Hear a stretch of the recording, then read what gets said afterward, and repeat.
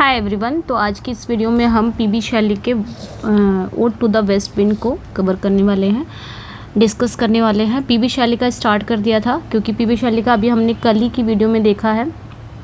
इनसे दो इनका वर्क था। एक आपका ओड टू आई स्काईलार्क था, एक आपका ode to the west wind था। ओड टू आई स्काईलार्क अभी हमने कल ही डिस्कस कर लिया है, तो मैंने सोचा पीबी शैली का एक और वर्क है ode to the west wind, इसको भी हम कवर कर लेते हैं। देन पीबी शैली का हमारा क्लोज हो जाएगा, मतलब क्लियर हो जाएगा ये चीज़ें, यानी कि एक राइटर को हम यहाँ पे कंप्लीट कर देंगे। ठीक है, जैसे कि वर्ड्सवर्थ का मैंने कंप्लीट कर दिया, 2 ही था वो कंप्लीट हो गया है। मिल्टन का 2 था, आई थिंक 2 ही था ना, paradise lost and on his blindness, वो कंप्लीट कर दिया है। पीबी शैली का भी दो था, तो हमने कंप्लीट कर लिया। तो ऐसे ऐसे जो एक राइटर का उठाएंगे उनका 2 वर्क रहेगा, 3 वर्क रहेगा, तो वो हम एक ही साथ कंप्लीट कर लेंगे। ठीक है, तो कल अगर आपने इसके पहले पीबी शैली का मैंने ओड टू आई स्काईलार्क जो कि यूट्यूब पे ही डिस्कस किया है विद थ्योरी, अगर नहीं देखा है तो ज़रूर जाके प्लेलिस्ट चेक करिए, वहाँ पे आपको मिल जाएगा। पूरा एलटी का डेमो 15 है। ठीक है, डेमो क्लास 15 करके होगा। ठीक है, डेमो क्लास 15, यानी कि अब तक मैंने 15 वीडियो दे दिया है जो आपके स्पेशल एलटी का था। ठीक है, ये ध्यान रखना है। जो एलटी का स्पेशल माने एलटी पे जो आपके थ्योरी क्लास है, ऐसा नहीं है कि ये एमसीक्यूज़ है या फिर वन लाइनर है या फैक्ट है, ऐसा कुछ नहीं है। सब कुछ आपका क्या है वहाँ पे थ्योरी बेस्ड है।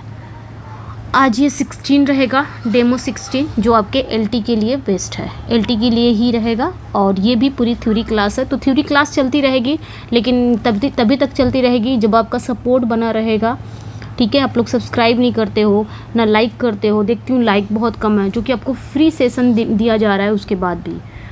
ठीक है, आप उन्हीं वीडियो को लाइक करोगे जहाँ पे आपको 2000-3000 दिन दे के पढ़ना पड़ता है पेड, और फिर आपको वही वीडियो आपको अच्छी भी लगती है, वही वीडियो लाइक भी करते हो।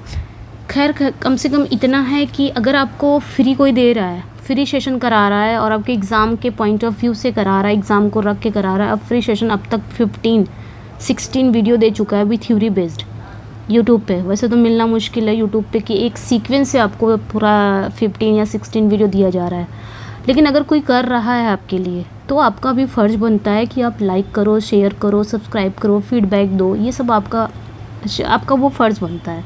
अगर हमारा फ़र्ज़ है तो हम पूरा कर रहे हैं। आपके प्रति भी कुछ दायित्व है, वो आपको पूरा करना पड़ेगा, है ना। लेकिन आप लोग उस चीज़ को, उस ड्यूटी को क्या करते हो, इग्नोर कर देते हो कि हाँ हमको देखना है, कौन सा हमें लाइक करना है, कौन सा हमें शेयर करना है या सब्सक्राइब करना है, बस देखना है, देख के चले जाना है।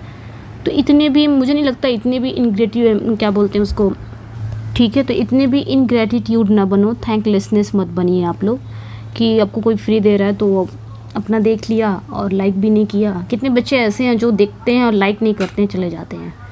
खैर, कितने बच्चे ऐसे भी हैं जो फीडबैक भी दे के जाते हैं। अब सोचो वो कैसे होंगे बच्चे जो लाइक भी करते हैं, फीडबैक भी देते हैं एंड शेयर भी करते हैं, सब्सक्राइब भी करते हैं। वो कितने अच्छे बच्चे होंगे, कितने अच्छे होंगे वो। अपना कैसा अपना ड्यूटी, उनका जो दायित्व है वीडियो को लेके। किसी भी टीचर की बात कर रही हूँ मैं, अपनी बात नहीं कर रही हूँ। जो भी टीचर मेहनत कर रहा है यूट्यूब पे, आपको पढ़ा रहा है, फ्री सेशन दे रहा है, तो आपका फ़र्ज़ बनता है। ठीक है, आपका फ़र्ज़ बनता है कि आपका क्या ड्यूटी है उनके प्रति, उस टीचर के प्रति। ड्यूटी क्या रहती है, हर टीचर चाहता है कि उनकी वीडियो को लाइक किया जाए, शेयर किया जाए, सब्सक्राइब किया जाए, चैनल फीडबैक मिले। तो ये सब आपका काम है। अगर इतना भी नहीं कर पाए तो फिर क्या ही करोगे, है ना। मुझे नहीं लगता कि इतना इनग्रेटिट्यूड बनना चाहिए, थैंकलेसनेस बनना चाहिए। क्या है आपका, क्या चला जा रहा है एक लाइक में या एक सब्सक्राइब में, कुछ नहीं जा रहा है। लेकिन ये दिखाता है कि आप कितने इनग्रेटिट्यूड हो। मैं सारे बच्चों को नहीं बोल रही हूँ, कुछ ऐसे हैं। ठीक है, तो अगर आपको फ्री सेशन दिया जा रहा है, अदरवाइज़ मेरा क्या होगा, नहीं लाइक, सब्सक्राइब या शेयर नहीं या फीडबैक नहीं मिलेंगे, तो मेरा यही रहेगा कि मैं फिर वही है जैसे सब कराते हैं प्रैक्टिस, मैं भी प्रैक्टिस ही कराऊंगी, है ना। चलिए फिर स्टार्ट करते हैं सेशन को। इतना था, बोल दिया। मैं सारे बच्चों की बात नहीं कर रही, सारे लोग उसमें मत आ जाना है कि हाँ हम तो करते हैं, नहीं, मैं उनकी बात नहीं कर रही। जो मुझे फीडबैक देते हैं, मैं जानती भी, जो मुझे फीडबैक देते हैं मैं रिप्लाई भी करती हूँ। इसका मतलब मैं पढ़ती हूँ, आप लोग का कमेंट पढ़ती हूँ और उस पर रिप्लाई भी, मैं हर एक बच्चे को रिप्लाई करती हूँ। ऐसा नहीं है कि सिर्फ यूट्यूब पे, मेरे पर्सनल व्हाट्सअप पे भी अगर मैसेज आता है किसी भी क्वेरीज़ के, ज़रूरी नहीं मेरा पेड PDF कोई ले या मेरा पेड प्रैक्टिस सेट कोई ले तभी मैं उनको जवाब देती हूँ। कोई भी क्वेरीज रहेगी रिलेटेड जो आपके एग्ज़ाम से है या फिर पढ़ाई से रिलेटेड है, अगर कोई क्वेरी पूछ रहा है तो उसको भी मैं पूरी जवाब देती हूँ। मतलब जवाब यहाँ से मिलता ही मिलता है, जिन्होंने किया होगा उनको अच्छी तरह पता होगा। ठीक है, तो ये था, थोड़ा बहुत मैंने लेक्चर दे दिया 5 मिनट। चलिए फिर अब पढ़ लेते हैं। ठीक है, ये इतना था, इतना ज़रूरी था देना ना, वरना आप लोग समझते कहाँ हो। खैर चलिए फिर स्टार्ट करते हैं। तो इसी वजह से मैं कहती हूँ कि like, share, subscribe and feedback दिया करिए। मैं खुद आपको कमेंट का जवाब भी देती हूँ, ऐसा नहीं है कि कमेंट का जवाब नहीं देती हूँ। कोई भी हो, चाहे आपको क्वेरीज हो या फिर आप फीडबैक या कुछ भी देते हो, तो सबका जवाब मिलता है। ठीक है, और ये जवाब हमेशा ऐसे ही मिलता रहेगा। ऐसा नहीं कि आज कम है तो मैम को आज कम सब्सक्राइबर हैं या कम है तो मिल रहे हैं, ऐसा नहीं है। ये हमेशा किसी भी एज पे, मतलब किसी भी, कहते हैं ना, वो किसी भी पॉइंट पे इंसान रहेगा, स्टेज पे रहेगा, तो वो तब भी वैसे ही बना रहेगा। अब मैं वैसे ही बनी रहूँगी, किसी भी स्टेज पे रहूँगी। आपको ये जवाब देना, कमेंट का जवाब देना, आपकी क्वेरीज़ का जवाब देना, ये मेरा फ़र्ज़ है। और पढ़ाना मेरा फ़र्ज़ है, आपके पास कंटेंट अच्छा देना, आपके एग्ज़ाम पॉइंट ऑफ व्यू से जो आपका कंटेंट है वो मेरा फ़र्ज़ है देना, और जो मैं कर रही हूँ। अब आपका क्या है मैंने बता दिया है। ओके, चलिए तो फिर आज ode to the west wind को कवर कर लेते हैं, पीबी शैली का। ठीक है, ये सब फ्री रहेगा और ये तब तक फ्री रहेगा, मैं बहुत कुछ सोची हूँ उसको कराने के लिए एलटी का ही। बहुत सारे बच्चे हैं जो यूट्यूब से ही निकाल लेते हैं, उनको ये 4000, 5000, 8000 देने की ज़रूरत नहीं पड़ती। अगर कोई यूट्यूब पे पढ़ा रहा है तो आप उसका भरपूर फ़ायदा उठाओ, लेकिन हाँ, जो आपका फ़र्ज़ है वो ज़रूर निभाओ। ठीक है, जो आपकी ड्यूटी है, कि मेरा क्या ड्यूटी है इन यूट्यूब से, इन जो मैं वीडियो देख रहा हूँ, मेरी क्या ड्यूटी है। ओके, चलिए फिर स्टार्ट करते हैं। एंड आज ये 16 डेमो होगा जो आपके पीबी शैली से रहेगा। ठीक है, इसी तरह वीडियो चलती रहेगी, वो भी आपकी थ्योरी बेस्ड वीडियो रहेगा। उसके बाद फिर हम इसके बाद कर लेंगे ना, फिर मैं प्रैक्टिस के थ्रू लेके आऊँगी, यानी कि इसकी प्रैक्टिस भी करेंगे हम। और इसके साथ साथ हमारा ये यूपी टीजीटी का भी चलेगा, क्योंकि बहुत टाइम से मैंने टीजीटी, अब चूँकि मैं टीजीटी ही पढ़ा रही थी तो यूपी टीजीटी का हम लिख पढ़ेंगे, वो भी मिसलेनियस में भी जल्दी, आज की ही वीडियो, मतलब आज ही मैं करा दूँगी वो मिसलेनियस। चलिए फिर स्टार्ट करते हैं। और अगर किसी को मेरे PDF की ज़रूरत है, या फिर मेरा प्रैक्टिस बैच भी चल रहा है, 50 प्रैक्टिस है यूपी टीजीटी से, एंड लिटरेरी टर्म्स की भी बैच चल रहा है, तो अगर आप इससे जुड़ना चाहते हो तो मिनिमल सी, ऐसा नहीं है, मिनिमल सा कॉस्ट है, आप वहाँ पे जुड़ सकते हो। ठीक है, स्टार्ट करते हैं। Ode to the west wind को पढ़ने वाले हैं, काफ़ी लेक्चर हो गया। चलिए फिर ओके, तो ये पीबी शैली ने लिखा है, इतना याद रखना। Ode to the west wind किसके लिए, मतलब ये एक आपका ode to the west wind, ये आपका एक ओड है एंड पोयम है। पोयम इसका जॉनरा क्या है, ओड है, और ये पीबी शैली ने लिखा था। पीबी शैली हमारे किस एरा से हैं, तो रोमांटिक एरा के हैं, ये ध्यान रखना है। जब आपके लॉर्ड बायरन थे, जब आपके कीट्स थे, उसी रोमांटिक एरा के पीबी शैली भी हैं। ठीक है, रोमांटिक एरा के जो फर्स्ट जनरेशन में, जिसमें आपके वर्ड्सवर्थ आते हैं और रॉबर्ट शाउदी आते हैं एंड आपके एस.टी. कॉलरिज आते हैं, वो फर्स्ट जनरेशन के हैं। सेकेंड जनरेशन में आपके पीबी शैली आते हैं, रोमांटिक एरा की बात कर रही हूँ, एंड एक जॉन कीट्स आते हैं, लॉर्ड बायरन आते हैं, ली हंट वगैरह, ये आपके सब क्या हैं, सेकेंड जनरेशन में आते हैं। खैर, ode to the west wind की अगर बात की जाए तो ये अक्टूबर 1890 में नियर फ्लोरेंस, इटली, ये रिटर्न हुआ था। यानी कि पीबी शैली ने इसे कब लिखा था, 1819 अक्टूबर के महीने में, 1819 में इन्होंने लिखा था, और इटली के नज़दीक फ्लोरेंस था, वहाँ पे। पब्लिश कब हुआ था, तो ये भी ध्यान रखना है, 1820 में ये पब्लिश हुआ था, in Prometheus Unbound and other poems में, तो ये ध्यान रखना है। ठीक है, प्रोमिथियस अनबाउंड और अदर पोएम्स में ये 1820 में पब्लिश हुआ था। इसका जॉनरा याद रखना बच्चे कि लिरिक ओड है। ये एक ओड है जो कि लिरिक है। लिरिक मतलब पोएट जो होता है ना, अपने जो पर्सनल फीलिंग्स है, अपना जो पर्सनल इमोशन है, उसके बारे में बताता है। और लिरिक अगर बात की जाए तो लिरिक सबसे ज़्यादा फेमस कब थी, रोमांटिक एरा में सबसे ज़्यादा फेमस थी, क्योंकि पोएट्स वहाँ पे क्या करते थे, रोमांटिक एरा के जो पोएट्स थे, वर्ड्सवर्थ वगैरह, वो अपनी पोएट्री को जब लिखते थे ना, तो वो अपनी इमोशन, अपनी पर्सनल फीलिंग, इमोशन को बताते थे। ठीक है, तो ये ध्यान रखना है, ये लिरिक ओड है। ठीक है, फॉर्म एंड स्ट्रक्चर की बात किया जाए तो ये किस में लिखा गया है, टिर्जा रीमा में लिखा गया है। ये ध्यान रखना है, किस में लिखा गया है, टिर्जा रीमा में लिखा गया है ये। ठीक है, इसकी राइमिंग स्कीम क्या हो सकती है, तो इसकी राइमिंग स्कीम ए भी हो सकता है, BCB, CDC and DED and EE, इस तरह भी हो सकती है इसकी राइमिंग स्कीम। ठीक है, ये ध्यान रखना है। अ words form famously used by डांटे इन द डिवाइन कॉमेडी। तो टिर्जा रीमा की अगर बात की जाए, ये जो टर्म है इसको किसने यूज़ किया है, किसने क्वाइन किया है, तो डांटे अलिघेरी, डांटे ने किया। कहाँ पे, इनका एक था द डिवाइन कॉमेडी, ठीक है, इनका एक फेमस वर्क था द डिवाइन कॉमेडी में इन्होंने इसका यूज़ किया है, किसका, टिर्जा रीमा का, ये ध्यान रखना है। ठीक है, ईच ऑफ 5 कंटोज, अब इस पोएम की बात हो रही है कि each of 5 cantos is a 14 lines sonnet. इसमें कितने कंटोज हैं, 5 कंटोज है, ये आपने ध्यान रखना है। कितने कंटोज हैं, 5 कंटोज, ओके, यानी कि 5 कंटोज में है और प्रत्येक जो कंटोज है एवरी मतलब ईच कंटोज 14 लाइन क्या है, 14 लाइन मतलब जो 14 लाइन की जो सोनेट होती है उसी में है, ये ध्यान रखना। क्योंकि 14 लाइन की पोएम को हम सोनेट ही कहते हैं। तो ये 5 कंटोज में है और हर पर कंटोज 14 लाइन का है, यानी कि इसमें सोनेट का कॉम्बिनेशन भी मिलता है। Like structure making the poem blend of sonnet sequence and Pindaric ode, यानी कि इसमें ओड भी है और सोनेट है, दोनों का सीक्वेंस हमें देखने को मिलता है। एक अनोखा इसमें क्या है, ब्लेंड है, मिश्रण है, कॉम्बिनेशन है। ठीक है, तो ये इंपॉर्टेंट था। बैकग्राउंड एंड इंस्पिरेशन की बात अगर की जाए तो शैली compose the poem in the autumn of 1819। शैली ने इस पोएम को कब लिखा था, 1819 के शरद ऋतु में लिखा था, कंपोज किया था। फ्लोरेंस के पास के जंगलों में टहलते हुए लिखा था, while walking through the woods near Florence, ये ध्यान रखना है। ठीक है, शैली ने 1819 में इस पोएम को, ये याद रखना है, ऑटम यानी कि शरद ऋतु में फ्लोरेंस के पास के जो जंगल था उसमें शैली टहल रहे थे और उस समय उन्होंने लिखा था। The fierce west wind stirred the leaves and clouds. यहाँ पे क्या हुआ, जहाँ भयंकर पश्चिम हवा ने पत्तियों और बादलों को झकझोर दिया था।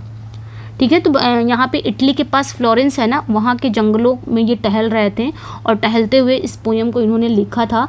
वहाँ पे जो पश्चिम हवा थी ना, पश्चिम हवा चल रही थी, और जब पश्चिम हवा चलती है तो खूब तेज़ चलती है, झोंका आता है, उस हवा ने क्या किया था, पत्तियों और बादलों को झकझोर दिया था।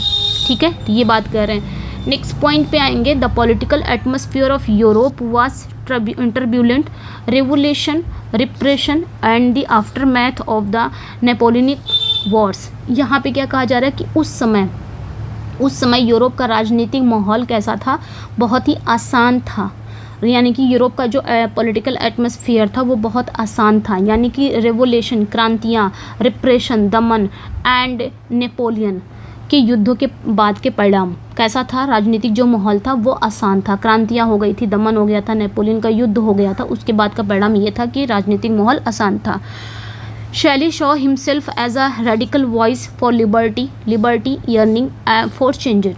अब इससे क्या प्रभाव पड़ा, इससे ये प्रभाव पड़ा कि जो शैली खुद को स्वतंत्रता के लिए एक क्रांतिकारी आवाज़ के रूप में देखते थे, जो बदलाव के लिए क्या कर रहे थे, तरस रहे थे। तो ये ध्यान रखना है। पर्सनली अगर देखा जाए, शैली was in a period of emotion and political frustration and the west wind became his symbol of unstoppable natural force and revolutionary spirit. ये ध्यान रखना, कहीं ना कहीं यहाँ पे पूछा जा रहा है कि पर्सनल अगर व्यक्तिगत रूप से देखा जाए तो शैली भावनात्मक और राजनीतिक निराशा के दौर में थे।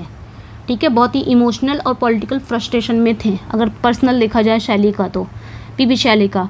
और जो वेस्ट विंड है, जो पश्चिम हवा है, वो उनके लिए कैसा बना, एक अनस्टॉपेबल नेचुरल फोर्स के रूप में बना और एक रेवोल्यूशनरी स्पिरिट की भावना का प्रतीक बन गया। तो ये सारी चीज़ें याद रखनी है अपने। ठीक है, मतलब यूरोप का माहौल कैसा था, ये सारी चीज़ें इन्होंने बताई। कब पोएम इन्होंने लिखा, भयंकर विंड, जो वेस्ट विंड था उसने क्या किया, पत्ती और बादलों को झकझोर दिया, जो हवा चल रही थी वेस्ट विंड को। तो वेस्ट विंड को ही ये क्या कर रहे थे, इनको लगा वे जैसे इनके अंदर जो फ्रस्ट्रेशन, पॉलिटिकल फ्रस्ट्रेशन चल रहा है, उसी तरह वो वेस्ट विंड को भी बता रहे हैं, जो पश्चिमी हवा चल रही है उसके अंदर भी एक क्रांतिकारी है, वो भी जब चलती है ना तो सब कुछ सफाया कर देती है, यानी कि सारी पत्तियाँ हैं तो बादल हैं, सबको झकझोर कर देती है, पत्तियों को, बादलों को, समुद्र को। ठीक है, अटलांटिक महासागरों को जब हवा चलती है ना, सबको झकझोर कर देती है, क्योंकि उसके अंदर उसके अंदर भी एक रेवोल्यूशनरी है, जिस तरह मेरे अंदर है। तो मेरे अंदर भी वही वो क्या बोलते हैं, मेरे अंदर भी वही स्वतंत्रता, ठीक है, स्वतंत्रता के लिए क्रांतिकारी आवाज़ है मेरे अंदर भी।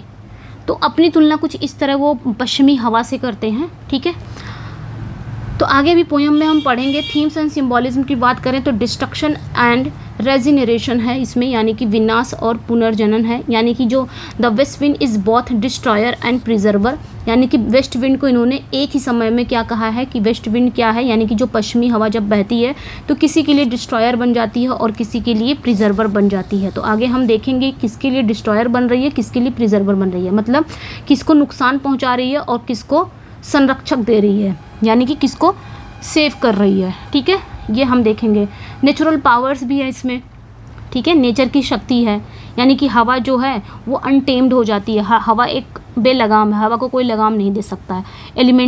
एलिमेंटल एनर्जी है हवा के अंदर, जिसे मनुष्य कंट्रोल नहीं कर सकता हवा को।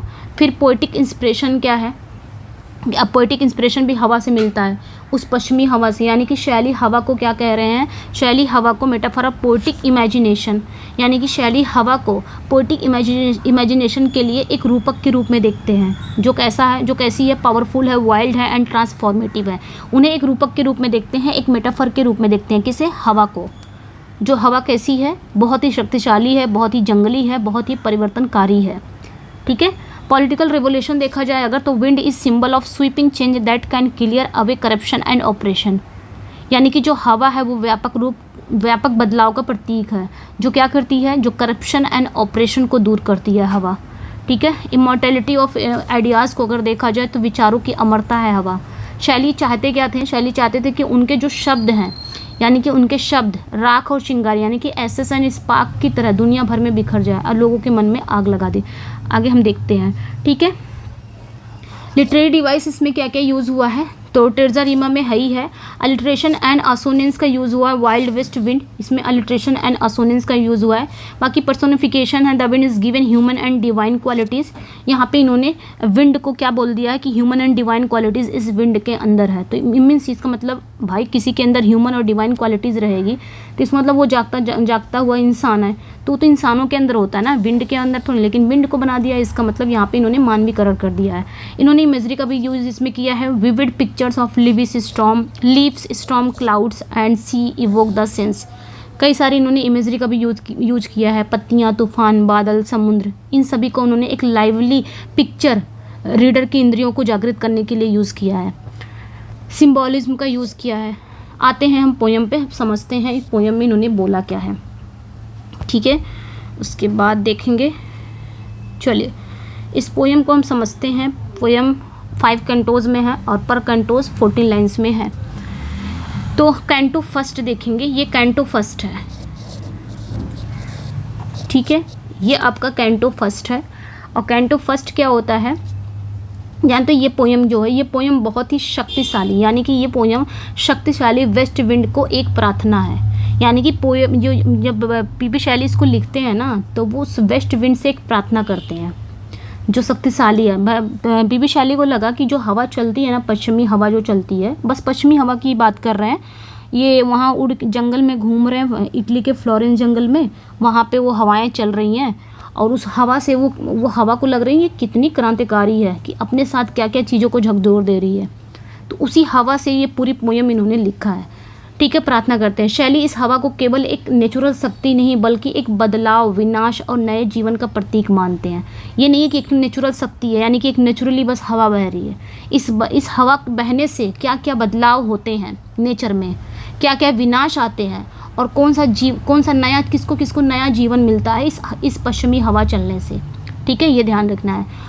अब पोयम को 5 कैंटोज में डिवाइड किया गया है और जिनमें से प्रत्येक हर कैंटोज में पोएट ने क्या किया, हवा को अलग अलग रूपों और शक्तियों का वर्णन किया है कि हवा का प्रकोप किस किस पे पड़ता है, बादल पे कैसे प्रभाव पड़ता है, या समुद्र पे कैसा प्रभाव पड़ता है, या सूखी पत्तियों पे हवा का कैसे प्रभाव पड़ता है, हर कैंटोज में इन्होंने बताया है। और लास्ट में उससे अपने विचारों को पूरी दुनिया में फैलाने की प्रार्थना भी किया है। लास्ट में पीबी शैली ने क्या किया है, मेरे विचारों को भी तुम इसी तरह फैलाओ।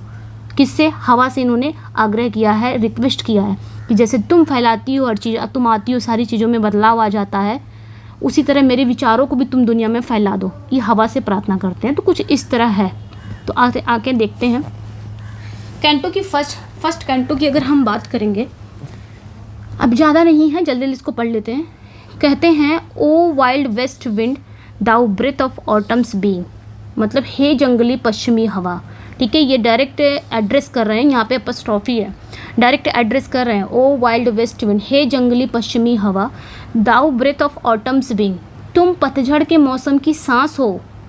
दाउ from whose unseen presence the leaves dead are driven, ठीक है। आगे क्या कहते हैं, आगे कहते हैं thou from whose unseen presence the leaves dead are driven like ghost from an enchanter feeling, यानी कि तुम जिसकी अनदेखी प्रेजेंस से, क्या कह रहे हैं, thou from whose unseen presence, तुम यानी कि तुम जिसकी अनदेखी उपस्थिति से, लीव्स डेड यानी कि सूखी पत्तियाँ, आर ड्राइवन ऐसे भागती हैं, like ghost from a enchanter feeling, जैसे किसी जादूगर से डर कर भूत भागता हो।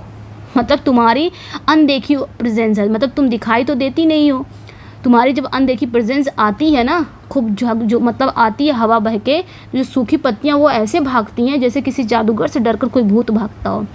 तो इस लाइन में जो पोएट हैं, जो शैली हैं, पोएट कहते हैं हवा को पतझड़ की आत्मा कहते हैं, यानी कि तुम ऑटम की क्या हो, आत्मा हो। हवा दिखती नहीं है लेकिन उसकी शक्ति से सूखी पत्तियां डरकर भागती है। आप जानते हैं ना, जब हवा चलती है तो सूखी पत्तियां कैसे भागती हैं।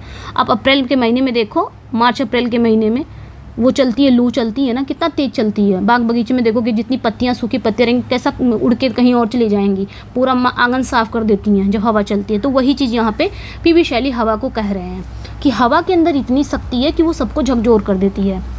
आगे क्या कहते हैं, ये हवा से स्टार्ट, अपने दिमाग में बस ये रखना कि फ्लोरेंस सिटी के एक जंगल के पास पीबी शैली बैठे हैं और वहाँ पे हवा बहुत तेज़ चल रही है और उसी हवा को, वो हवा देख रहे हैं, जो वो फील कर रहे हैं, उसी चीज़ को ये अपने लिख रहे हैं। और हवा से वो क्या क्या बातें कर रहे हैं, हवा की कंपैरिजन किससे किससे कर रहे हैं, हवा का प्रभाव किसके किस पे पड़ रहा है, वो सारी चीज़ें ये बता रहे हैं, ठीक है। आगे क्या कह रहे हैं, yellow and black and pale hectic red, मतलब आगे क्या कह रहे हैं कि येलो एंड ब्लैक, पीली और काली, एंड पेल एंड और फीकी, एंड हेक्टिक रेड और तेज लाल। आगे कह रहे हैं पेस्टिलेंस स्ट्राइकन मल्टीट्यूड्स, यहाँ तक देख लेते हैं, मल्टीट्यूड्स मतलब किसी महामारी से पीड़ित भीड़ की तरह है। अब ये कह रहे हैं ये जो पत्तियां हैं ना, ये जो पत्तियां भाग रही हैं, जब हवा चलती है तो पत्तियां ऐसे भाग रही हैं मानो किसी भूत को देखकर भाग रही हों। तो ये जो पत्तियां ना, ये अलग अलग रंगों की हैं, कोई पत्ती येलो है, कोई पत्ती ब्लैक है, कोई पत्ती एकदम फीकी है, कोई पत्ती एकदम रेड है, तेज रेड है, लाल सुर्ख रेड है। ये जो अलग अलग पत्तियों की, मतलब ये पत्तियां अलग अलग रंगों की हैं, ऐसी हैं जैसे किसी बीमारी से पीड़ित लोगों की भीड़ हो, जैसे कि लोगों की भीड़ होती है ना, अलग अलग बीमारी से पीड़ित रहते हैं, उसी तरह ये पत्तियां भी हैं, पत्तियों की भीड़ भी है जो अलग अलग रंगों से हैं। आगे कहते हैं who chariotest to their dark wintry bed, आगे कहते हैं यहाँ पे ओ दाऊ, आगे ये बात बोले ना, O thou who chariotest to their dark wintry bed, यानी कि हे तुम जो पंख वाले बीजों को उनके अंधेरे, the winged seed where they lie cold and low each like a corpse within its grave. यहाँ तक देख लेते हैं। आगे कह रहे हैं कि हे तुम यहाँ पे किसको बोल रहे हैं, हवा को बोल रहे हैं। हे हवा, मैं हवा को यहाँ पे बोलूँगी, ठीक है। हे हवा, हे पश्चिमी हवा, तुम क्या हो जो पंखों वाले बीजों को उनके अंधेरे बर्फीले बिस्तर तक यानी कि रथ में ले जाती हो, ठीक है। विंगेड सीड मतलब होता है जो पंख वाले बीज होते हैं, ठीक है। ये है पंख वाला बीज, देखिए यहाँ पे बीज है ना और यहाँ पे पंख है, ये ध्यान रखना है, इसलिए मैंने यहाँ पे लगा दिया ताकि आपको समझ में आए ये पंख वाले बीज कैसे होते हैं। ये बीज है और ये पंख है, ठीक है। तो इसे ही कहते हैं विंगेड सीड। यहाँ पे ये कह रहे हैं कि हे हवा, हे पश्चिमी हवा, तुम who chariotest their dark wintry bed the winged seed, मतलब जो पंख वाले बीजों को उनके अंधेरे बर्फीले बिस्तर तक ले जाती है। यहाँ पे पोएट्स कहते हैं हवा सिर्फ सूखी पत्तियों को नहीं उड़ाती बल्कि वो पंख वाले बीजों को भी अपने साथ ले जाती है। Where they lie cold and low each like a corpse within its grave, मतलब जब हवा चलती है ना सिर्फ सूखी पत्तियाँ ही नहीं उड़ती हैं बल्कि जो पंख वाले बीज हैं, ये जो पंख वाले बीजों को भी वो उड़ा ले जाती हैं और उन्हें सर्दियों में ज़मीन के नीचे सुरक्षित पहुंचा देती हैं। मतलब ये भी उड़ उड़ के कहीं ना कहीं पहुंच जाते हैं, जैसे पत्तियां उड़ के कहीं किसी के घर में चली जाती हैं, कहीं खेतों में चली जाती हैं, वैसी तरह ये पंख वाले बीज भी उड़ के कहीं पहुंच जाते हैं, ठीक है। और ये ऐसे पड़े रहते हैं, ऐसे पहुँच जाएंगे, ऐसे पड़े रहेंगे मानो ये कैसे हैं, उसकी तरह क्या बोलते हैं, मतलब ये क्या करते हैं, जो ठीक है, मतलब यहाँ पे यही बात कह रहे हैं। फिर आगे जब कह रहे हैं कि where they lie cold and low each like a corpse within its grave, आगे भी ये कह रहे हैं कि जहाँ वे ठंडे और नीचे पड़े रहते थे, हर अपनी कब्र में एक लाश की तरह। Until thine azure sister of spring shall blow, आगे कहते हैं कि तब तक ये पड़े रहते थे जब तक उनके नीली आसमान वाली बहन यानी कि बसंत की हवा नहीं बहती थी। ठीक है, यहाँ तक समझ लेते हैं।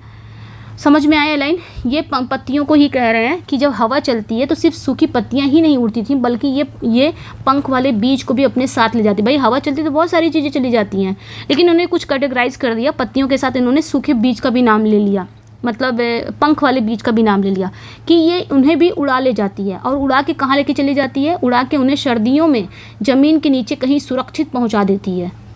ठीक है, सर्दियों में। उसके बाद क्या होता है? उसके बाद जब ये तब तक वहाँ पड़े रहते हैं, मतलब ये तब तक वहाँ पड़े रहेंगे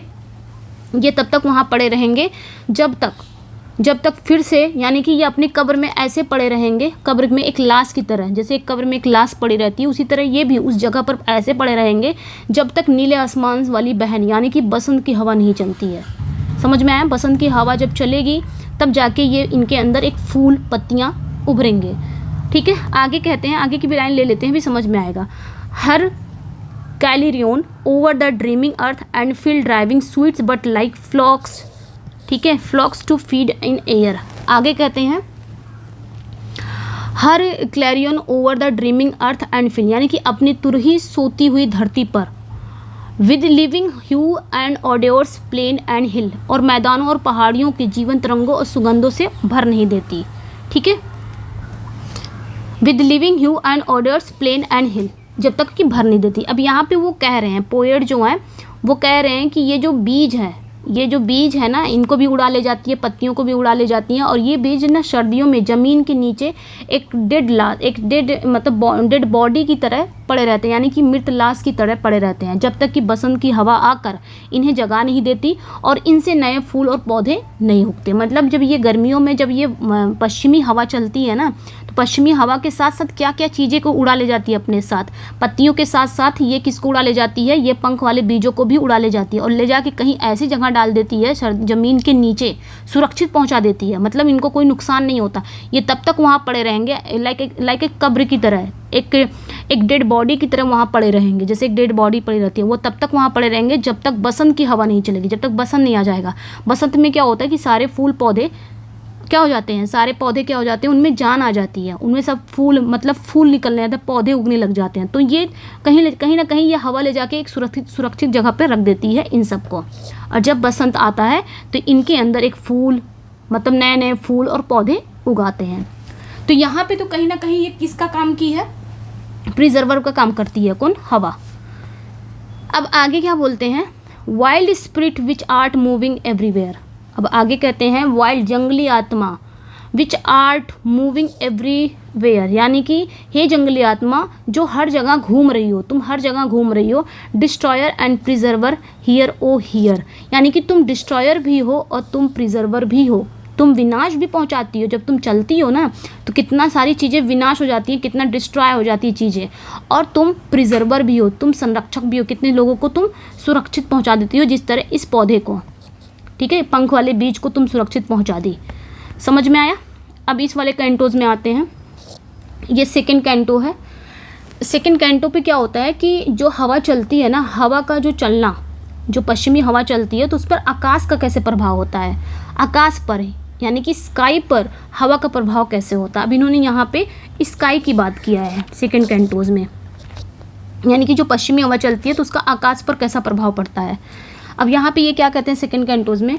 दाउ on whose stream mid the steep sky commotion. ठीक है, कह रहे हैं कि thou on whose stream loose, एक मिनट, कमोशन।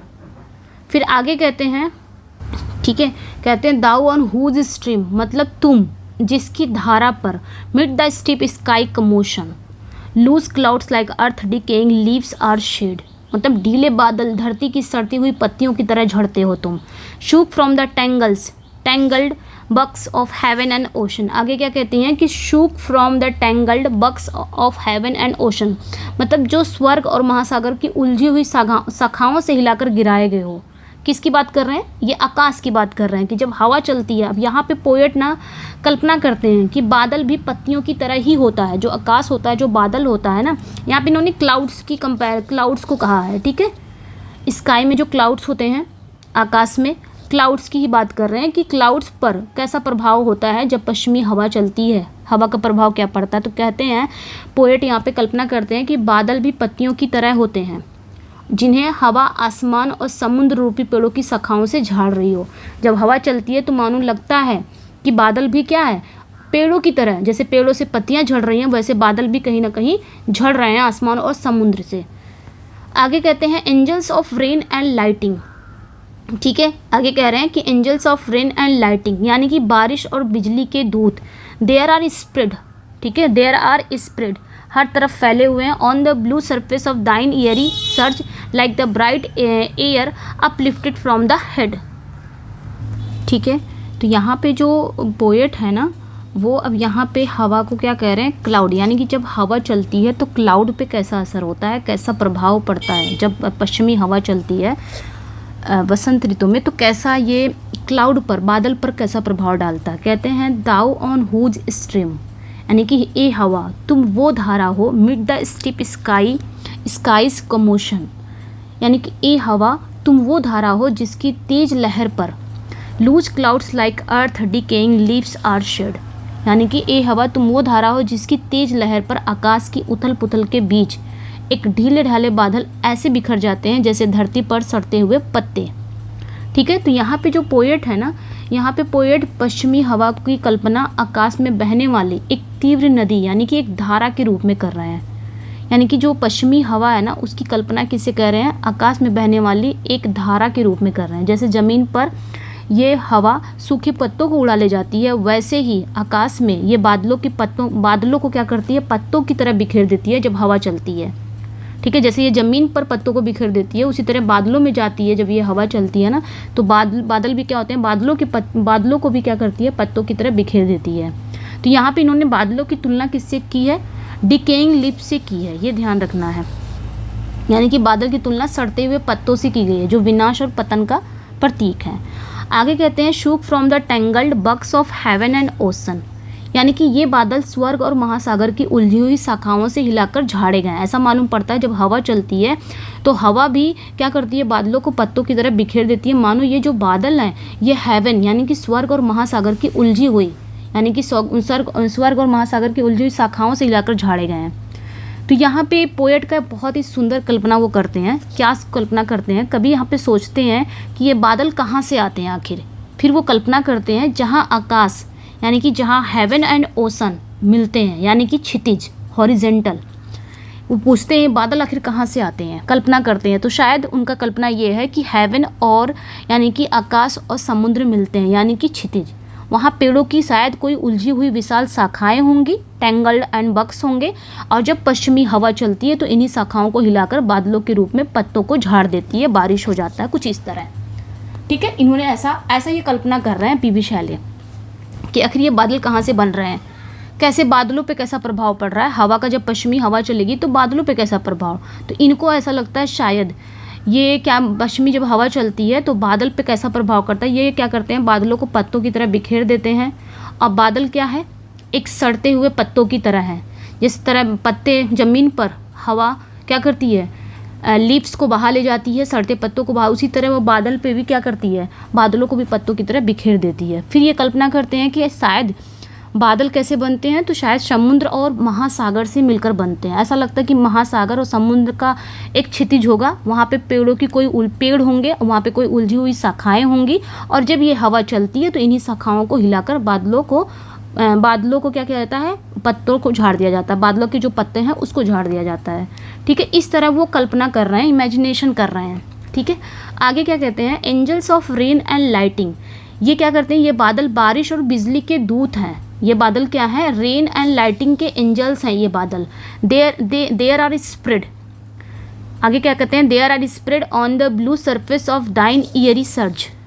ईयरी सर्ज मतलब क्या होता है, हवादार लहर, ये बादल बारिश और बिजली के क्या हैं, एंजल्स हैं, जो तुम्हारी हवादार लहरें यानी कि हवादार लहरें की नीली सतह पर कैसे फैले हुए हैं, ठीक है, ब्लू सरफेस पर फैले हुए हैं। तो यहाँ बादलों को केवल पत्ते ही नहीं बल्कि बारिश और बिजली लाने वाले देवदूत भी कहा गया है। बादल सिर्फ पत्ते ही नहीं हैं बल्कि बादल रेन एंड लाइटिंग के क्या है, एंजल है। यही बादल रेन भी लाता है, यही बादल लाइटिंग भी लाता है। लाइटिंग मीन्स जो क्या बोलते हैं, बारिश और जो बिजली चमक कड़कती है, यही बादल लेके आते हैं। और ये ऐसे फैले होते हैं मानो नीली सतह पर फैले हुए हैं, ठीक है, हवादार लहर पर नीली सतह फैले हुए हैं। तो ये ध्यान अपने रखना है। मतलब ये बादल क्या करते हैं, यहाँ पे पोएट ये कहना है, पोएट का मतलब है कि ये बादल केवल पत्ते नहीं बल्कि बारिश भी लाते हैं, बिजली भी यही लाते हैं। और ये भी बताते हैं, यही बादल बताते हैं आने वाले तूफान का संकेत भी देते हैं, यही बादल, ठीक है, ये भी ध्यान रखना है। यही बादल आने वाले तूफान का संकेत भी देते हैं और ये हवा की शक्तिशाली अदृश्य लहरों पर तैर रहे होते हैं। आगे क्या कहते हैं, like the bright hair uplifted from the head, ठीक है, of some fierce may not even from the dim verge of the horizon to the zenith height the locks of the approaching storm. यहाँ तक देख लेते हैं। आगे फिर वो क्या करते हैं, क्या कह रहे हैं कि like the bright hair uplifted from the head of some fierce may not even from the dim words. यहाँ पे कह रहे हैं कि ये जो आने वाले तूफान की लटें हैं यानी कि लॉक्स ऑफ अप्रोचिंग स्टॉर्म, यानी कि ये आने वाले तूफान की लटें हैं वो किसी मेनॉट के सिर से उठे हुए चमकीली बालों की तरह हैं, जो क्षितिज के धुंधले किनारे से लेकर आकाश के जेनिथ यानी कि हाइट तक फैली हुई है। अब यहाँ पे इन्होंने एक मेनॉट का नाम लिया है, ये ध्यान रखना है, मेनॉट। अब इसको समझते हैं मेनॉट कौन है। मेनॉट याद रखना है, ये एंशियन ग्रीक के पौराणिक कहानियों में मेनॉट शराब के देवता डायनोसिस की महिला अनुयायी थी, जो बहुत ही जंगली यानी कि बहुत ही उन्माद और जंगली ऊर्जा से भरी थी। वह अपने बाल खोलकर डांस करती थी। तो पोएट यहाँ पे क्या कर रहे हैं, पोएट तूफान से पहले आकाश में दिखने वाले पतले बिखरे हुए बादलों की तुलना किससे कर रहे हैं, मेनॉट से कर रहे हैं, उस मेनॉट से कर रहे हैं, मेनॉट के बेतहाशा उड़ते बालों से कर रहे हैं। मेनॉट कौन था, मैंने बताया कौन थी, ये प्राचीन ग्रीक पौराणिक कथाओं में मेनॉट शराब के देवता डायनोसिस की महिला अनुयायी थी। और ये कैसी जानी जाती थी, ये बहुत ही उन्माद टाइप की थी, बहुत जंगली टाइप की थी। इनके जो ये बाल खोलकर डांस करती थी और इनके बाल ऐसे खुले रहते थे मानो जैसे बिजली मार दिया हो ना, ऐसे कड़क रहते थे बाल, पूरा खुले रहते थे, ऊपर तक फैले रहते थे बाल। तो इसकी तुलना, मतलब बादलों की तुलना वो मेनाट के बालों से कर रहे हैं। समझ में आया। तो यहाँ पे पोएट ना यानी कि तूफान आने से पहले बादल में हमें क्या क्या चीज़ें दिखाई देती हैं, बिखरे हुए बादल दिखाई देते हैं। उसी तरह जैसे मेनाट के बेतहाशा उड़ते हुए बाल हैं, उसी तरह तूफान आने से पहले बादल में भी उसी तरह दिखाई देता है। बादल भी कैसा हो जाता है, बहुत ही जंगली हो जाता है, अनकंट्रोल हो जाता है, शक्तिशाली, लगभग स्त्री ऊर्जा प्रदान करता है बादल भी, जिस तरह मेनाट का रहता है। समझ में आया। यहाँ पे वो बता रहे हैं कि तूफान कितना विशाल और भयंकर होने वाला है, जो क्षितिज से लेकर आकाश के सेंटर तक फैला हुआ है।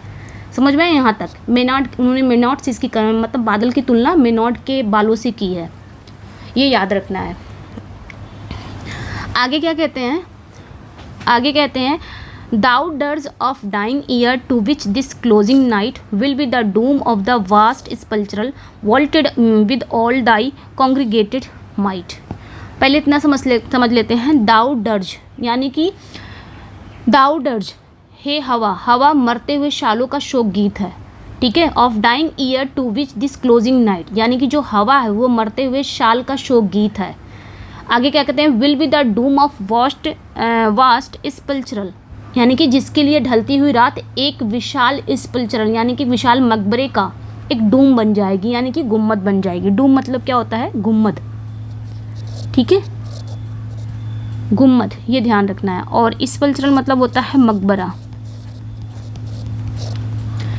यहाँ पे अब पोएट क्या कह रहे हैं, अब पोएट हवा को ना एक डर्ज कहते हैं, हवा को क्या कहते हैं, एक शोक गीत कहते हैं, क्योंकि ये जो हवा है ना, ये शरद ऋतु का अंत का प्रतीक है। यानी कि जैसे शरद ऋतु आएगी वैसे ये हवा बंद हो जाएगा, और जो वर्ष यानी कि जब ये हवा बंद हो जाएगी, जैसे गर्मी में चल रही है अभी, जब शरद ऋतु आएगी तो हवा बंद हो जाएगी, उसके बाद इस साल का अंत हो जाएगा, यानी कि इस हवा का अंत हो जाएगा, ठीक है, यानी कि आने वाली तूफानी रात उस मरते हुए शाल के लिए एक विशाल कब्र की गुम्मद की तरह होगी, जो पूरी तरह से बादलों से ढकी होगी। समझ में आया? यहाँ तक हो गया, नहीं स्पल्चरल तक हो गया, हमने देख लिया। आगे आएंगे, आगे क्या कहते हैं, कह रहे हैं ये हवा एक पर्टिकुलर टाइम पर चलेगी, उसके बाद जैसे जैसे ये साल बीत जाएगा वैसे ये हवा भी बंद हो जाएगी, उसके बाद फिर अगले साल कहीं फिर ये हवा चलेगी, ये कह रहे हैं। तो इसका मतलब ये हवा का क्या है, शोक गीत बोल रहे हैं कि अब इसके जाने का समय हो गया है, इस वर्ष का ख़त्म होने का समय हो गया है। आगे कहते हैं vaulted with all thy congregated might of vapors from whose solid atmosphere black rain and fire hail will be brushed oh here। आगे क्या कहते हैं, ठीक है, तो आगे कहते हैं कि जो आने वाली तूफानी रात है ना, उस मरते हुए शाल के लिए क्या बन जाएगी, एक विशाल कब्र की गुम्मद की तरह होगी, जो पूरी तरह से बादलों से ढकी होगी। फिर क्या होगा, vaulted with all thy congregated might, यानी कि ये जो गुम्मद है ना, ये तुम्हारे वेपर्स मतलब वास्प, जो इकट्ठा वास्प होता है, वास्प की सारी शक्ति से बना होता है ये गुम्मद। यानी कि बारिश कैसे होती है, पहले वास्प बना होता है बादल में, जो यहाँ ज़मीन का जो पानी होता है उस पर बनकर, उस पर भाप बनकर वो बादल में जाता है, देन उसके बाद बारिश आती है। ठीक है, यही तो बात है, यहाँ पे वही चीज़ कह रहे हैं कि ये क्या बन जाता है, ये जो गुम्मद है ना, ये गुम्मद पूरी तरह से वाष्प बनकर भर जाएगा। फिर इसकी मतलब वाष्प की सारी शक्तियों से ये बना होगा। फिर इसके जिसके ठोस वातावरण से क्या आएगी, काली बारिश आएगी, फायर आएगा, हेल आएगा, यानी कि काली बारिश आएगी, बिजली कड़केगी, ओले फूटेंगे। ओ सुनो ए हवा, ओ सुनो, डायरेक्ट ये हवा की बात कर रहे हैं, जिसमें पोएट चाह रहे हैं कि हवा उनकी बातें सुने। समझ में आया? यानी कि ये कब्र का जो गुम्मद है, ये हवा द्वारा इकट्ठा किए गए घने बादलों से बना है, और ये वातावरण इतना घना है, इतना ठोस है, इतना सॉलिड, इतना एटमॉस्फेयर है कि इसमें विनाशकारी एलिमेंट्स है, यानी कि भारी बारिश होगी, उसके बाद बिजली की आग आएगी, ओले भी एक साथ फूटेंगे। ठीक है, ये सारी चीज़ें बता रहे हैं। फिर कैंटो थर्ड में आ जाएंगे। कैंटो थर्ड में ये क्या कहते हैं, कैंटो थर्ड की बात है, ये कैंटो थर्ड आ गया। ठीक है, फिर कहते हैं thou who didst waken from his summer dreams thou blue Mediterranean where he lay lulled by the coil of his crystalline streams. आगे ये कहते हैं कि तुम दाऊ यहाँ पे ये हवा को ही बोल रहे हैं, विंड को बोल रहे हैं। ठीक है, ये बार बार हवा को ही बोल रहे हैं, जब भी कहीं दाऊ आएगा ना तो ये हवा को बोल रहे हैं। तुम यानी कि हवा, तुम वह हो ना जिसने क्या किया है, जिसने मेडिटेरेनियन यानी कि नीले भूमध्य सागर को उसकी गर्मियों की नींद से जगाया है। ठीक है, जहाँ वो अपनी ही सफकिट जैसी साफ धाराओं क्रिस्टलिंग स्ट्रीम्स मतलब क्या होता है, साफ धाराएं, जहाँ वो अपने सफटिक जैसी साफ धाराएं की लोरियों में शांत लेटा हुआ था। यहाँ पे ये पर्सोनिफाई कर रहे हैं। ठीक है, यहाँ पे ये क्या कर रहे हैं, पर्सोनिफाई कर रहे हैं। यहाँ पे पोएट जो मेडिटेरेनियन है यानी कि भूमध्य सागर को ना एक पर्सोनिफिकेशन कर रहे हैं, मानवीकरण दे रहे हैं, मानो वो एक पुरुष के रूप में उनको मतलब इसको चित्रित कर रहे हैं, बता रहे हैं कि मानो ये कोई पुरुष है जो गर्मियों में शांत सो रहा था, और गर्मियों में भूमध्य सागर आमतौर पर बहुत शांत होती है और उसकी लहरें एक लोरी की तरह लगती है और उसे सुला रही है। लेकिन जैसे ही वेस्ट विंड ही वो शरद ऋतु में आकर इस शांति को भंग कर देती है और सागर को क्या कर देती है, जगा देती है। समझ में आया यहाँ तक? यानी कि आराम से भूमध्य सागर भी आराम से सो रहा है गर्मियों में, वो भी अपनी शांत लहरों में सो रहा है। और ऐसा कहा जाता है कि गर्मियों में भूमध्य सागर आमतौर पर बहुत शांत होती है और उसकी लहरें भी एक लोरी की तरह लगती है जो उसे सुला रही हो। लेकिन जैसे ये पश्चिमी हवा ही है जो शरद ऋतु में आकर इस शांति को भंग कर देती है और भूमध्य सागर को क्या कर देती है, जगा देती है। आगे कहते हैं beside of pumice isle in Baiae's bay. ठीक है, बाइज मतलब बाइये की खाड़ी। ठीक है, आगे कहते हैं and saw in sleep old palaces and towers. ठीक है, towers quivering within the waves intenser day. आगे कहते हैं कि वह भूमध्य सागर बाइये की खाड़ी में एक प्यूमाइस आइल के पास लेटा था और नींद में उसने पुराने महलों और मीनारों की पानी के अंदर लहरों की तीव्र आकाश में कांपते हुए देखा। अब यहाँ पे पोएट क्या कह रहे हैं कि बाइये की खाड़ी कहाँ पे है, ये याद रखना, इटली में ही है। इटली में एक हिस्टोरिकल प्लेस है जो प्राचीन रोम के अमीरों के लिए एक शानदार रिजॉर्ट था। तो ज्वालामुखी गतिविधियों के कारण क्या हुआ कि उसके कई प्राचीन महल विला अब पानी के नीचे डूब गए। तो पोएट यहाँ पे कल्पना कर रहे हैं कि शांत समुद्र अपनी नींद में इन डूबे हुए खंडरों का शायद सपना देख रहा होगा। एक तो ये भूमध्य सागर को क्या कह रहे हैं कि वो अपनी नींद में था, लहरें शांत थी, वो सो रहा था। और जब तक ये वेस्ट विंड नहीं चली तब तक वो सो रहा था, लेकिन जैसे वेस्ट विंड आई इसको भी जगा दिए। और ये शायद ये सो रहा था तो ये किसका किसका सपना देख रहा था, शायद बाइये की खाड़ी उसके बारे में सपना देख रहा हो जो उसके अंदर डूबा हुआ है। ठीक है, ये याद रखना, एक रिजॉर्ट था अमीरों के लिए जो उसके अंदर डूबा हुआ है। शायद वो उन पुराने खंडरों का सपना देख रहा हो जो पानी के नीचे सूर्य की रोशनी में कैसे ऐसा लग रहा मानो वो काँप रहे हो, काँपते हुए दिखाई दे रहे हो। आप देखोगे ना, जब घर पानी में रहता है, बहुत सारी चीज़ें पानी घर अगर पानी में रहेगा तो ऐसा लगेगा ना, ऐसे धीरे धीरे ऐसा लगेगा काँप रहा है। तो वो उसकी बात कर रहे हैं। यहाँ पे पोएट की कल्पना है कि मानो भूमध्य सागर सो रहा है और ऐसा लग रहा है कि वो बाइये की खाड़ी उसका सपना देख रहा हो, वो खंडहर जो उसके अंदर गिर गया है उसका वो सपना देख रहा हो। ठीक है, आगे देखेंगे। All overgrown with azure moss and flowers, O so sweet the sense friends picturing them thou. आगे कहते हैं कि ये सभी महल कैसे लग रहे हैं, नीले रंग के एज्योर मॉस और फूलों से ढके हुए हैं। जो महल पानी में गिरे हैं वो कैसे लग रहे हैं, वो नीले रंग में बदल गए हैं, यानी कि उन पर काई जम गई है। और क्या जम गए हैं, और उन पर फूल हैं, फूल आ गए हैं, यानी कि फूलों से ढके हुए हैं, जो इतने स्वीट लग रहे हैं, इतने मनमोहक लग रहे हैं कि उसकी कल्पना करने में मात्र ही हमारी जो चेतना है वो कैसी हो जाती है, मूर्छित हो जाती है। अब यहाँ पे पोएट का कहना है कि ये पानी के नीचे का जो दृश्य है, जो सीन है, वो बहुत सुंदर है। डूबे हुए खंडहर समुद्री काई और वनस्पतियों से ढके हुए हैं। जो डूबे हुए खंडहर है ना समुद्र में, वो किससे ढके हुए हैं, समुद्री काई से। उस पर काई लगी हुई है, उस पर बहुत सारे छोटे छोटे फूल पौधे हैं, उस पर ढके हुए हैं। और ये इतना सुंदर लग रहा है, मानो ये इतना मधुर लग रहा है कि पोएट कहता है कि सिर्फ उसे सोच कर ही चक्कर आ रहे हैं। ठीक है, समझ में आया। फिर आगे कहते हैं दाऊ, फिर वो हवा को बुलाते हैं।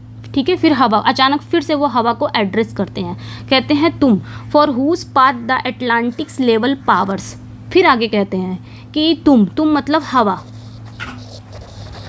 ठीक है, कहते हैं तुम मतलब हवा। क्या कह रहे हैं यहाँ पे, for whose path the Atlantic level powers cleave themselves into chasms while far below. आगे क्या कहते हैं कि हे हवा मतलब तुम, जिसके रास्ते के लिए अटलांटिक महासागर की समतल जो सतह है वो खुद को भी गहरी खाइयों में विभाजित कर लेती है, जबकि बहुत नीचे। तो यहाँ पे इन्होंने क्या बोला, अब यहाँ पे पोएट क्या बोलते हैं यहाँ तक देख लेते हैं। यहाँ पे पोएट कह रहे हैं ये जो सीन है, जो सीन की बात कर रहे हैं ऊपर, जो सुंदर लग रहा है इनको सीन, जो खंडहर पानी में गिरे हुए हैं, फूलों से ढके हुए हैं, बहुत सुंदर लग रहे हैं। तो ये जो सीन है ना, बहुत शांत लग रहे हैं, भूमध्य सागर से बदलकर शक्तिशाली अटलांटिक महासागर पर आ जाता है। ठीक है, फिर पोएट अब अटलांटिक महासागर की बात कर रहे हैं। कह रहे हैं पोएट कि पश्चिमी हवा यानी कि वेस्ट विंड इतनी शक्तिशाली है कि जब वो अटलांटिक से ऊपर गुजरती है तो विशाल लहरें उठती हैं और समुद्र की सतह फटकर गहरी खाइयों जैसे दिखने लग जाती है। यानी कि जब वेस्ट विंड अटलांटिक महासागर पर गुजरती है तो इतनी शक्तिशाली है ये वेस्ट विंड पश्चिमी हवा कि वो अटलांटिक से ऊपर गुजरती है और जो उसकी विशाल लहरें हैं वो उठती है, समुद्र की सतह फटकर गहरी खाइयों में चली जाती है और हवा का ज़बरदस्त ताकत को दिखाया जाता है। यानी कि हवा कितनी शक्तिशाली है ये दिखाया जा रहा है। The sea blooms and the oozy woods which wear the shapeless foliage of the ocean know thy voice suddenly grow grey with fear and tremble despoil themselves oh here फिर से ये बुला रहे हैं किसको, विंड को। ठीक है, अब यहाँ पे क्या कह रहे हैं, the sea blooms the oozy woods which wear, यानी कि समुद्र के जो फूल हैं, जो कीचड़ भरे जंगल हैं, जो यानी कि समुद्र के नीचे बहुत सारे छोटे छोटे पेड़ पौधे होंगे ना, उनको शैवाल कहा गया है, समुद्री शैवाल। जो समुद्र के रसहीन, उनको उन्होंने क्या बोला है, शेपलेस, याद रखना है, शेपलेस बोला है, शेपलेस फॉलिएज, यानी कि रसहीन पत्तियाँ पहने हुए हैं। फिर आगे क्या कहते हैं कि जो समुद्र के फूल हैं, जो कीचड़ भरे जंगल हैं, अंदर समुद्र के रसहीन वो पत्तियाँ पहने हुए हैं।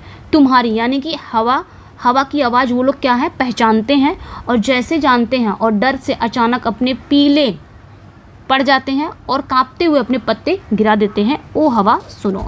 अब यहाँ पे पोएट क्या कह रहे हैं कि जब हवा अटलांटिक महासागर पर चलती है तो एक झोंका मारती है तो वो झोंका सिर्फ ऊपर तक ही नहीं रहता है, सरफेस तक नहीं रहता है पश्चिमी हवा का, वो समुद्र के नीचे तक जो छोटे छोटे पौधे हैं ना, जो छोटे छोटे फूल हैं, जो छोटे छोटे पौधे हैं, उन तक प्रभाव चला जाता है। यानी कि हवा का प्रभाव केवल सरफेस पे नहीं होता बल्कि समुद्र की गहराइयों में भी महसूस होता है। समुद्र के नीचे, समुद्र के अंदर जो पौधे उगे हैं, जो शैवाल हैं, जिन्हें पोएट्स क्या कहे हैं, शेपलेस फॉलिएज कहते हैं, यानी कि रसहीन पत्तियाँ कहते हैं। तो ये याद रखना है, समुद्र के नीचे जो छोटे छोटे पौधे हैं, जो शैवाल हैं, जो पेड़ पौधे हैं, उनको पोएट ने क्या कहा है, शेपलेस फॉलिएज, यानी कि रसहीन पत्तियाँ, क्योंकि उसमें ज़मीन के पौधों की तरह रस नहीं होता। ज़मीन पे जो पौधे उगते हैं उसमें इन्होंने कहा रस होते हैं, और जो समुद्र के नीचे जो उगते हैं, समुद्र के अंदर जो उगते हैं, उनमें रस नहीं होता, इसलिए उन्होंने रसहीन पत्तियाँ कहा है। तो इनका कहने का मतलब है कि जब हवा की गड़गड़ाहट सुनकर वो सब क्या हो जाते हैं, वो भी डर जाते हैं। जब हवा का झोंका चलता है समुद्र पर, सिर्फ सरफेस तक नहीं रहता, अंदर तक चला जाता है, और अंदर जब हवा की जो गड़गड़ाहट है ना, उसकी सुनकर आवाज़, ये लोग भी क्या होते हैं, डर जाते हैं। और डर से ये लोग कैसे हो जाते हैं, रंगहीन हो जाते हैं, और कैसे हो जाते हैं, ट्रिम्बल, काँपने लग जाते हैं, और अपने पत्तों को झाड़ देते हैं। ठीक वैसे ही जैसे ज़मीन पर पेड़ अपनी पत्तियाँ झाड़ते हैं। तो सिर्फ सरफेस पर हवा नुकसान नहीं पहुंचाती, समुद्र के अंदर तक भी हवा नुकसान पहुंचाती है। बताओ, एक वेस्ट विंड चल रही है, पश्चिमी हवा चल रही है, राइटर का दिमाग कितना चल रहा है ना, पीबी शैली का दिमाग कितना चल रहा है। एक पेड़, एक हवा चल रही है, पश्चिमी हवा। अब ये हवा कहाँ कहाँ किसको किसको नुकसान पहुंचा रही है, किसको आराम पहुंचा रही है, किसको ये डिस्ट्रॉय कर रही है, किसको ये प्रिजर्व कर रही है, सब बता रहे हैं कि एक हवा किसको प्रिजर्व कर सकती है। प्रिजर्व हमने बताया ना, विंगेड जो आपके शीड होते हैं, है ना, पंख वाले पत्ते, उनको प्रिजर्व करती है, ऊपर हमने पढ़ा था। 4 कैंटो में आ जाएंगे। आगे क्या कहते हैं यहाँ पे आपके पोएट्स जो कीट्स हैं, कहते हैं if I were a dead leaf thou mightest bear. काश में एक, अब यहाँ पे ये अपने आप को कहते हैं, यहाँ पे वो चाहते हैं कि वो भी उन नेचुरल एलिमेंट्स की तरह होते जिन्हें हवा अपने साथ ले जाती है।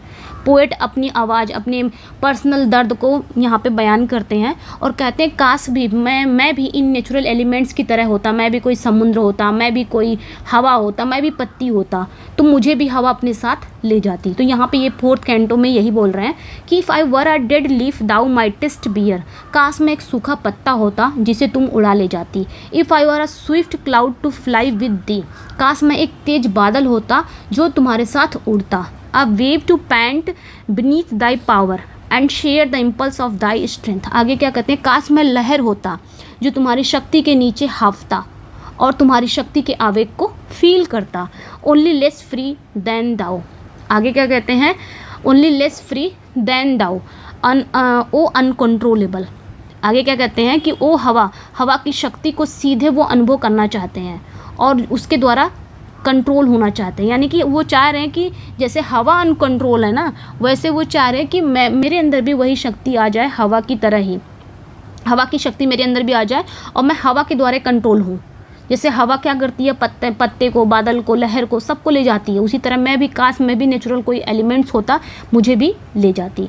ठीक है, तो ये ध्यान रखना है। यहाँ पे वो क्या करते हैं, यहाँ पे वो स्वीकार करते हैं, जो पोएट्स हैं वहाँ पे वो एडमिट कर रहे हैं कि हवा कैसी है, अनकंट्रोलेबल, जिसको कोई कंट्रोल नहीं कर सकता, कोई भी उसको पूरी तरह से कंट्रोल नहीं कर सकता।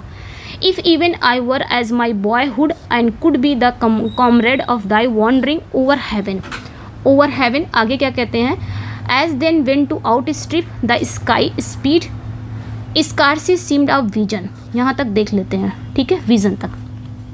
अब क्या कहते हैं, अब यहाँ पे पोएट क्या कह रहे हैं कि if even I were as my boyhood, मतलब काश मैं वैसा ही होता जैसे मैं अपने लड़कपन में था, जैसे मैं अपने बॉयहुड में था, जैसे मैं अपने बचपन में था। And could be the comrade of thy wandering over heaven, और आकाश में तुम्हारे साथ, तुम्हारे घूमने फिरने का क्या बन सकता, कॉमरेड बन सकता, यानी कि साथी बन सकता। ठीक है, as then when to outstrip thy sky speed, जैसा कि तब था, ठीक है, जैसा कि तब था जब तुम्हारी आसमानी गति से आगे निकल जाना भी कोई सपना नहीं लगता था, यानी कि स्कार्सी सीम्ड ऑफ विजन। यहाँ पे पोएट क्या कह रहे हैं, अब पोएट को अपना बचपन याद आ रहा है। ठीक है, वो अपने बचपन को याद करते हैं, कहते हैं जिस तरह बचपन में मेरे अंदर ऊर्जा और कल्पना भरी थी। भाई बचपन रहा है तो बचपन के अंदर तो रहता ही है ना, जब इंसान बचपन में रहता है तो काफ़ी ऊर्जा भरी होती है, टेंशन तो रहती नहीं है, ज़िंदगी की कोई टेंशन नहीं रहती। तो यहाँ पे पोएट को अपना बचपन याद आता है। ठीक है, कहते हैं कि जिस तरह मैं बचपन में मेरे अंदर ऊर्जा और कल्पना से मैं भरा था, तब मुझे लगता था कि मैं हवा का साथी हूँ और इतना तेज़ जितना हवा चलती है ना उतना ही तेज़ मैं भी शायद उसे हरा सकता था, मैं भी उतना ही तेज़ चलता हूँ, तब मुझे लगता था। आगे क्या कहते हैं, I would never have driven as thus with thee in prayer in my sure need, O lift me as a wave a leaf I cloud. ठीक है, I cloud I fall upon the thorns of life I bleed. आगे क्या कहते हैं कि अगर मैं वैसा ही होता, I would never have striven as thus with thee and prayer in my sore need, अगर मैं वैसा ही होता तो मुझे अपनी इस भयानक ज़रूरत से तुमसे इस तरह की प्रार्थना नहीं करनी पड़ती। अगर मैं मतलब अगर मेरे अंदर बचपन जैसा ऊर्जा होता, कल्पना होता, तुम जितना तेज़ दौड़ रही हो, जितना तेज़ मैं तुम्हें हरा सकता, अगर सब कुछ वैसा ही होता अभी भी, तो शायद मैं तुम्हें इस तरह तुमसे प्रार्थना नहीं करता। यहाँ पे वो प्रार्थना कर रहे हैं हवा से, ठीक है, तो मैं तुम्हें इस तरह तो तुमसे प्रार्थना नहीं करता, यहाँ पे पोएट कह रहे हैं। आगे क्या कह रहे हैं, आई fall upon the thorns of life I bleed. फिर कह रहे हैं कि ओह मुझे एक लहर की तरह, कहते हैं मुझे एक लहर की तरह, एक वेव की तरह, एक लीफ की तरह, एक क्लाउड की तरह, मतलब एक लहर की तरह, एक पत्ते की तरह, एक बादल की तरह ऊपर उठा लो। हे हवा, प्लीज़ रिक्वेस्ट कर रहे हैं हवा से कि मुझे लहर की तरह, पत्ते की तरह, बादल की तरह ऊपर उठा लो। मैं जीवन के कांटों पर गिरा हूँ और बहुत लहूलुहान हूँ। मतलब ये बहुत ही मार्मिक सेंटर है ये जो स्टैंजा है, इसमें पोएट अपने प्रेजेंट अवस्था की बात कर रहे हैं, जब वो जिस अवस्था में है, जीवन की तकलीफ़ दुखों से बहुत सारे ग्रस्त हैं, जीवन की तकलीफ़ों से दुखों से, लेकिन बचपन में वो ऐसे नहीं थे, लेकिन अब उनके जीवन में वो उस तरह नहीं है।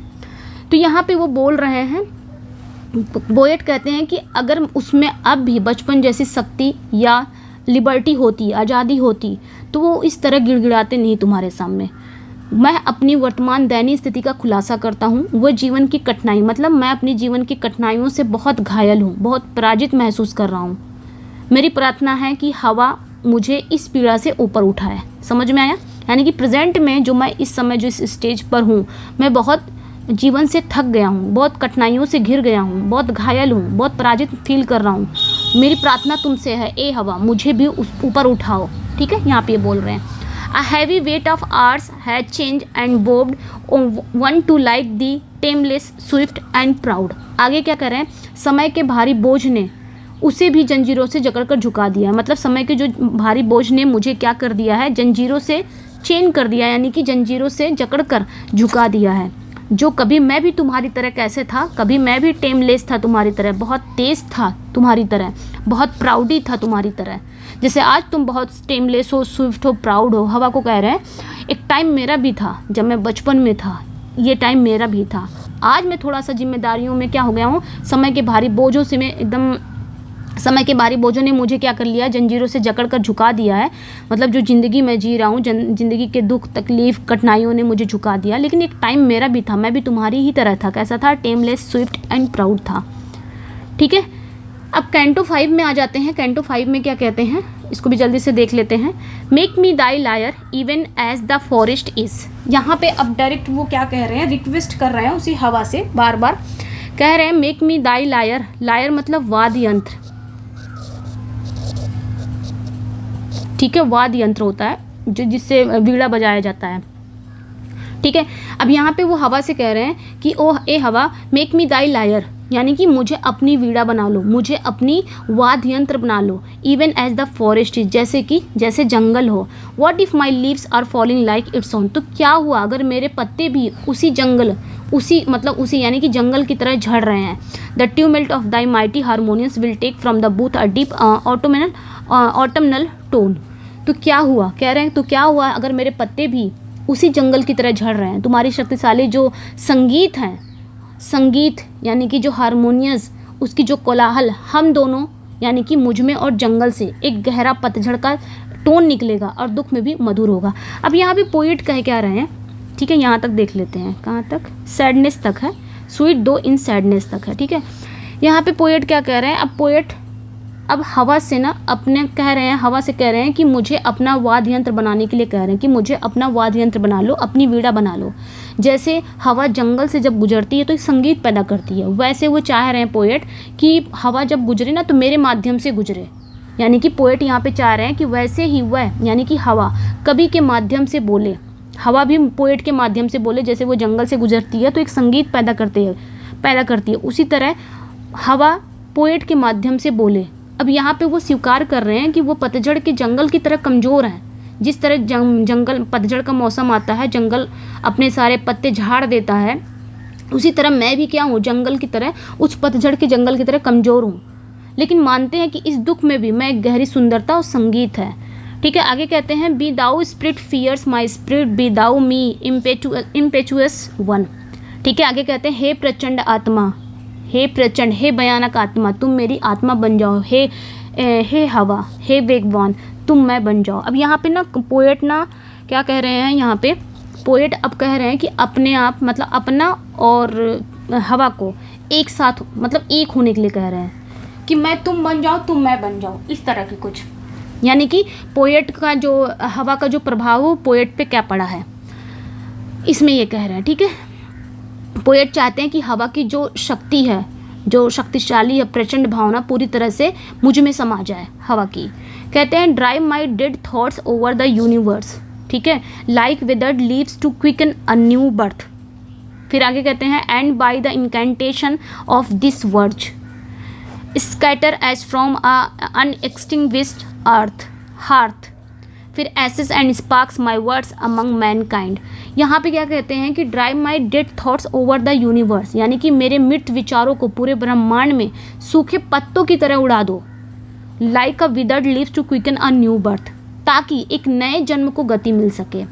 फिर आगे क्या कहते हैं and by the incantation of this verse, और इस पोयम के मंत्र द्वारा, इंकेंटेशन मतलब मंत्र, और इस पोयम के मंत्र द्वारा scatter as from N अनएक्सटिंग्विश्ड hearth, मेरे शब्दों को पूरी मानवता के बीच एक ऐसी अंगीठी से निकली राख, एसेस एंड स्पार्क्स, एक ऐसी अंगीठी से निकली राख और चिंगारियों की तरह बिखेर दो जो अभी क्या है, बुझी नहीं है।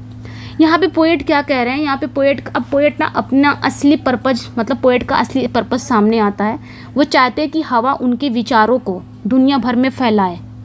ठीक है, यानी कि उनके विचार अभी कैसे हैं, डेड हैं, इनएक्टिव हैं।